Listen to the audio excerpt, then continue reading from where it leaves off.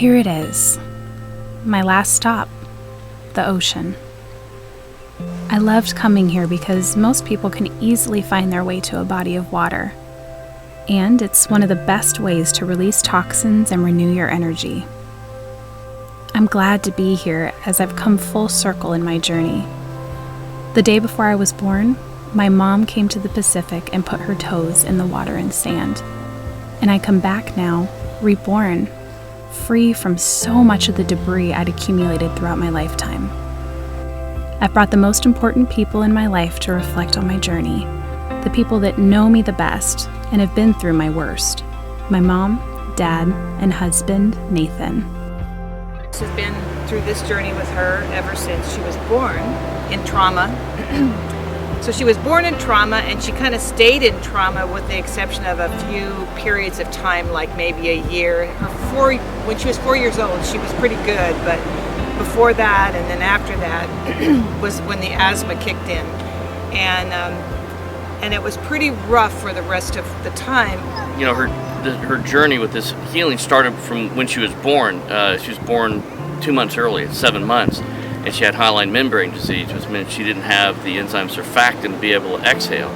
So the second she was born, she went right into intensive care, monitors, needles, blood check every hour, which ruined her sleep patterns when she was a baby. She never slept through the night until she was 18 months old, and then going through a round of vaccinations when they were giving her the round of the 3 DPT shots. After every DPT shot, she gets severely ill. I've been fortunate enough to be able to come and see some of these most beautiful places with Michelle, and to not only experience that, but to experience her healing, and watching her go from the times prior to this whole journey to hurting and not being able to get out of bed for days, or just struggling at work, or any just struggling really hard with the pain. The last year I have seen so many different changes. It's like exponentially everything caught up with her in terms of healing. And to hear her say, I'm going to go work out at the gym, it's like, what? Because she normally would go from the bed to the couch, to the chair, to the bed, to the couch, and that's how she lived. And when she worked, she got up in pain and went to bed in pain, and she was in pain all day long. And so for her to be able to work out, to me, not only says the physical, but it says the emotional as well, because she's experiencing joy at being able to do that. It's like, oh my gosh, I can do this, and that gives her joy, which lifts her spirits, which changes so much within her as well. Now, about halfway through, we started really seeing a difference. She was feeling she wasn't getting anywhere with it, but as a person that lives with her and is with her probably more than anybody else, you see just the small changes, and it's become a huge thing. She doesn't have spikes anymore. She can go to the gym and work out. She's doing all these things, and she still has some pain, but it's nowhere near where it used to be. And then as she's progressed, and then she started going through Morning's program, the healing was on 3 different levels. There was the physical level that had to be healed when all her organs shut down. She almost died, and literally I'd have to carry her into the living room to eat. So that was the first level we started working on, and through the herbs and the protocols, it started healing the digestive system, which then, as the digestive system healed, then each organ could start healing. They were all compromised: kidneys, liver, pancreas, and so it was years, literally, to go through, cleanse all the toxins out, all the stuff that had built up from all the medication the doctors had prescribed to her for the asthma, the lung conditions, and it took a series of years to get that cleansed out. And then once that process started, then she had to heal her thought processes, because when you're chronically ill, you think you'll always be ill. And so it took a lot of fortitude to say, hey, you know what? I am not my illness. And it was a gradual process, and sometimes it was only a couple hours a day she could keep that up. But the more she practiced that thought process, the more it instructed her body, and she'd have longer and longer periods of time where she felt better. And the third component was spiritual, to realize that God made us to be healthy individuals. And so when she got into vertical alignment, says, you know, I'm not just a physical being, I'm a spiritual being. And so she grabbed a hold of God's leg and just wouldn't let go. And she studied His Word and she applied it. She applied what, you know, back in the Bible, what we're supposed to be eating, how we're supposed to think. And she took those and she applied those to her spirit, which then instructed her mental, and then that instructed her physical. I've seen the change in her drastically. It's been, you know, night and day from the day we started going hiking down into the mineral hot springs and trying to get out of there and having to stop every 65 feet to catch our breaths, to being here at the beach, and you know, she's completely a different person, and it's changed her for the better, which is great. So it's that, and she's just happier. She's able to do stuff. I mean, if you can imagine being flat on your back for most of your life and then being able to participate, be a participant, and hold your own with the best of them, that's such a huge thing for her. And you know, this journey it's been wonderful for her to see, you know, what it can do being in these healing places, and to give her hope, and to you know, let her know that she can continue to continue to pursue this and go to new places. There's so many places in this world to go to heal. And I think that's what it takes to do your healing journey, is to have the grit to keep going and never give up. Faith. And at first, Michelle, as I would have, and anybody would have, held on to coattails because she had no reserve of her own. But she started taking the classes, and as she did that, she started getting more and more information, and that started changing things, and then she started getting her own grit. And she then took that, and especially in the last years, it's been her own grit. So I think that our future has a bunch of traveling involved in it, which I'm okay with. They're right. I have changed.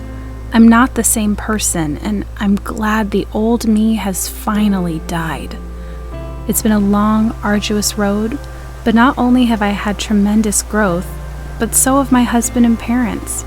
Our mutual fight for my healing has affected us all in incredibly positive ways. 70% of our Earth's surface is covered in water. 96% of that is stored in our oceans. Hippocrates actually called the healing benefits of seawater thalassotherapy. Thalassa meaning water, and therapia meaning to heal. The Greeks would soak themselves in seawater hot tubs and heated seaweed baths, loving the effects of toxin elimination. Our oceans are of tremendous therapeutic help to our bodies, full of vitamins, mineral salts, trace elements, amino acids, and living microorganisms, everything we need to help us balance ourselves. Seawater actually has an almost identical composition as our blood plasma. Researchers have found that the sound of ocean waves actually alters wave patterns in the brain, putting the person into a deeply calm and relaxed state. The salty sea air is full of negative hydrogen ions.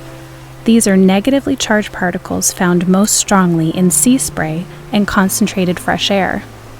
It improves our ability to absorb oxygen by neutralizing free radicals, which are very damaging.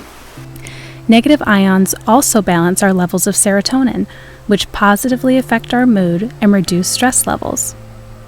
Iodine is also released through the ocean's mist, which boosts our thyroid gland. A 2012 research study found that the seawater strengthens the body against viruses, low defenses, bacteria, and pathogens.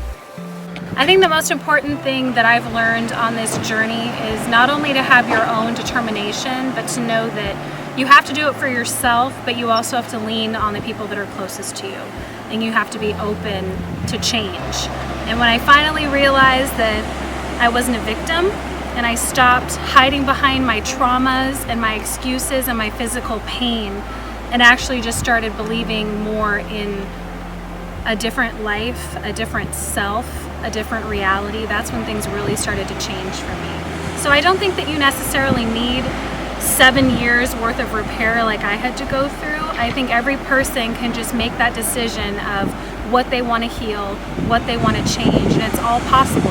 Foods can support that, herbs can support that, healing places can support that, but it all has to start right here. Amen. And pass the peak food. What a journey it's been. The spring showed me the earth's readily available love and healing to share. The buffalo farm gave me the open door to finding peace in my life. The sequoias healed me in a powerfully strong, energetic way. The vineyards made me aware of my emotions and cleared out some stubborn negative perspectives. The bioabundant farm displayed the beauty of the peak foods that grow on our earth to enrich our lives.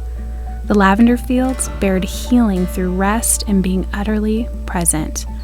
And the ocean revealed life and how closely we're intertwined to this unbelievable place we call Earth. As I edited the footage, I watched myself change. My body, emotions, and perspective moved with each location, cresting into a final awareness I'm utterly grateful to have today. This isn't the end to my journey, and it certainly isn't the end of my exploration of where else there's healing.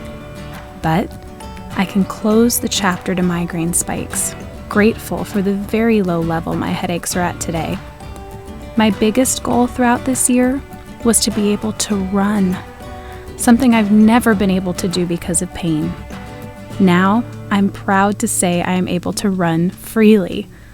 I'm not at marathon speed yet, but I am happily challenging myself to get there. Everything has changed, and I'm so proud to be opening up my own healing site to encourage future healers. It all starts with a choice to change, an openness to a different perspective, getting out of our heads and into our hearts, and going back to the earth for help. The answers are there, but they have to be found. My biggest hope is that I've touched you in some way, inspired you towards a greater healing. I send you all my love and support to go out and fight for your own health. Figure out who you are instead of who you're expected to be. Keep going, even when it feels impossible. The only failure in life is never trying. And by starting the change with you, it will ripple to those all around you. We're all connected. Thank you so much for joining me on this journey. I can't wait to see yours.